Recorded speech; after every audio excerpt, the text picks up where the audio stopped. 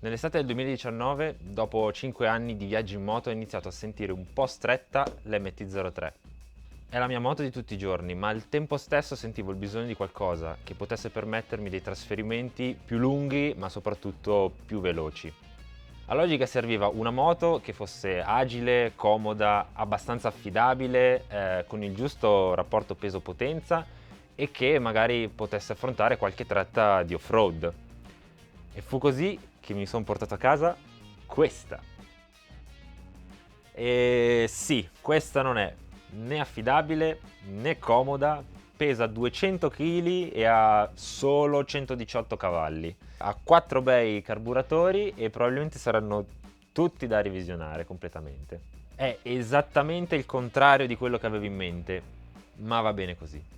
L'ho trovata nel garage di un caro amico, ferma in un angolo da più di 6 anni. Mi ha fatto un prezzo buono, mi ha dato anche delle parti abbastanza rare e fu così che questo bel pezzo di ferro me lo sono ritrovato nel garage. La moto ha 43.000 km e avendo praticamente quasi 30 anni non sono moltissimi, soprattutto considerando che non ha mai fatto pista, o almeno spero. Ci sono diversi problemi da aspettarsi su una moto di quest'età, a maggior ragione se è stata ferma per così tanto tempo. Ma ho deciso di prenderla ugualmente in quanto mi hanno assicurato che prima di essere messa in fermo la moto girava perfettamente, quindi tutti i problemi che ci troveremo davanti dovrebbero essere dovuti alla scorretta messa in fermo, o almeno spero.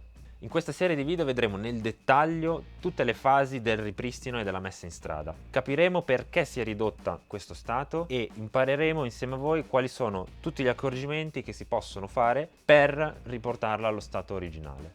Cercheremo di arrangiarci il più possibile con i semplici mezzi a nostra disposizione e soprattutto l'internet, ma sarà inevitabile che per alcune lavorazioni dovremo farci aiutare da amici esperti e professionisti. Ok, il danno è fatto. La moto che è stata abbandonata per anni si trova ora finalmente nel vostro garage o a pezzi, pronta per essere venduta su eBay tedesco.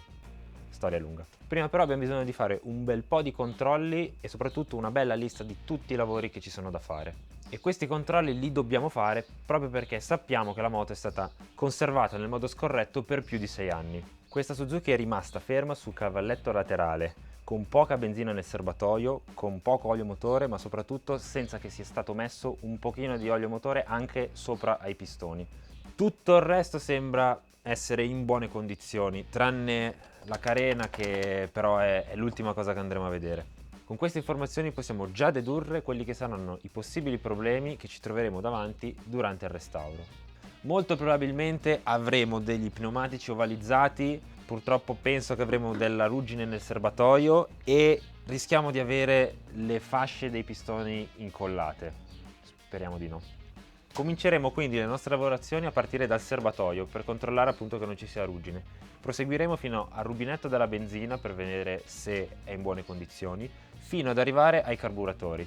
Qui dovremmo assicurarci che siano innanzitutto funzionanti, in caso contrario bisognerà dargli probabilmente una pulita e assicurarsi che siano anche sincronizzati. Dopodiché passeremo al motore. Cercheremo di recuperare in extremis quello che non è stato fatto durante la messa in fermo, quindi tenteremo di mettere un po' di olio motore nella camera di combustione e farla muovere mettendo la quinta marcia. Una volta che il motore andrà finalmente in moto potremo pensare a tutto quello che è ciclistica, ovvero sospensioni, pneumatici e soprattutto sistema frenante. Bene, iscrivetevi al canale se volete vedere come andrà a finire. Noi ci vediamo nel prossimo video dove inizieremo le lavorazioni sulla moto. Io sono Perex, questa è Motardica Media e questa è la Spann Officina.